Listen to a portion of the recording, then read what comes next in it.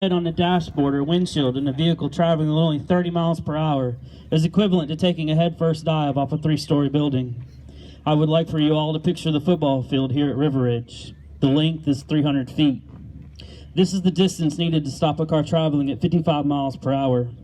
To help you understand the significance of speed, if we change the car's speed from 55 to 65 miles per hour, which is the most common interstate speed limit in Georgia, and we had to brake hard to avoid a crash, our car will still be traveling at 35 miles per hour once it reaches the end of the football field. A crash at 35 miles per hour will produce the kind of injury and damage you will see in front of you.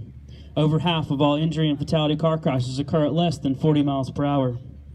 The simulated crash will involve 2 vehicles. The simulated crash in front of you happens at the intersection of Highway 92 and Trickham Road. This particular crash is the result of a driver under the influence of alcohol. Both cars had left prom and were headed to an after-prom party. The Ford Taurus's driver thought he was okay since he had only had a few drinks. In addition to one driver being intoxicated, both drivers were distracted by the friends in the cars with them, waving and yelling at each other as they went down the road. The collision happened so quickly there wasn't any time for either driver to avoid it. 2 of the 8 victims are dead upon impact. The other victims will have injuries ranging from bruises to major trauma. The only witnesses to this collision are in the Chrysler Sebring to my left. Inside are Allie and Alex. These are the only 2 that will help these victims. They will have to help them for several minutes. Neither one of them has any formal medical training. When a call is received at the 911 center, it takes approximately 4 to 6 minutes for units to arrive. This is due to the fact that police cars, fire trucks, and ambulances are responding from all around the county. Cherokee County 911, what's your address for your emergency? I'm at Trickham and 92. Trickham and 92, what's going on there? There's a 2-car accident and one of the cars slipped upside down. It looks like it's really bad. Okay, there's a 2-car accident upside down. Anyone getting out of the cars? Nobody's moving right now, but somebody is on the ground. I think he's really hurt. Okay, The driver of the Ford Taurus is Paris Collins. He's an 18-year-old student from River Ridge. He was driving recklessly on 92. He has a minor laceration and is covered in glass. He has minor bruises all over his body. However, he is able to crawl out of the vehicle. He will need minor medical attention, but his injuries are not life-threatening. Paris is wearing a seatbelt. Saxon Olson is the backseat passenger of the Honda Civic.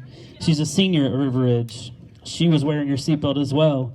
She is able to free herself from the wreckage, and other than a few scratches, she does not appear to have any life-threatening injuries. Davis Pauley is an 18-year-old student from River Ridge. He was sitting in the front seat of the Ford Taurus. Davis had taken his seatbelt off for a brief moment to reach his phone that had fallen on the floor. It will be that moment that will change his life forever. You see, without his seatbelt on, his body went airborne inside the vehicle. He went head first out the windshield as the car flipped. His body now lies lifeless on the cold, hard ground. Camden Pruitt is in the back seat of the Honda Civic. She was sitting next to Saxon and appears to be okay. She's able to free herself from the car. She goes to try to help her fellow classmates. Noah is an 18-year-old River Ridge student. He was the back seat of the Ford Taurus. He was wearing a seatbelt and is also able to get out of the vehicle. Marcus Spears in the back seat of the Ford Taurus. He is a senior at River Ridge High. Marcus is unconscious and barely breathing. He needs immediate care and emergency transport to a trauma center. Marcus has what's known as internal injuries and is hemorrhaging inside his abdomen. Marcus is wearing a seatbelt, and without it, he would die instantly. Marcus is considered to be a critical patient and needs immediate care and transport to a trauma center. Allie Suro is a 17-year-old senior at River Ridge. She's the front seat passenger of the Honda Civic. She had so many dreams and aspirations for her life. Unfortunately, all those are gone. She will be only a memory to her family and friends. Her mother and father will keep her in their hearts for the rest of their lives. Allie dies instantly from the crash. Lenore Nickel is an 18-year-old senior at River Ridge, and she is the driver of the Honda Civic. She was wearing her seatbelt and was hit in the head by objects flying in the car. Even though the car came to an abrupt stop on impact, the objects in the car continued to move at 60 miles per hour. Those objects have left Lenore with a C5 fracture in her neck. This will leave her a quadriplegic for the rest of her life. She will never be able to walk or have the use of her arms and legs again. In addition to her neck injury, she also has a severe head injury.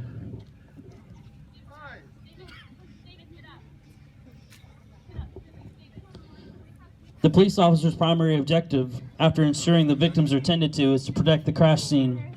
He must consider the safety of the victims, the rescue workers, and the bystanders.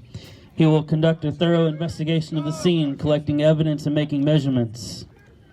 He must determine the cause of the collision and file the charges against the driver.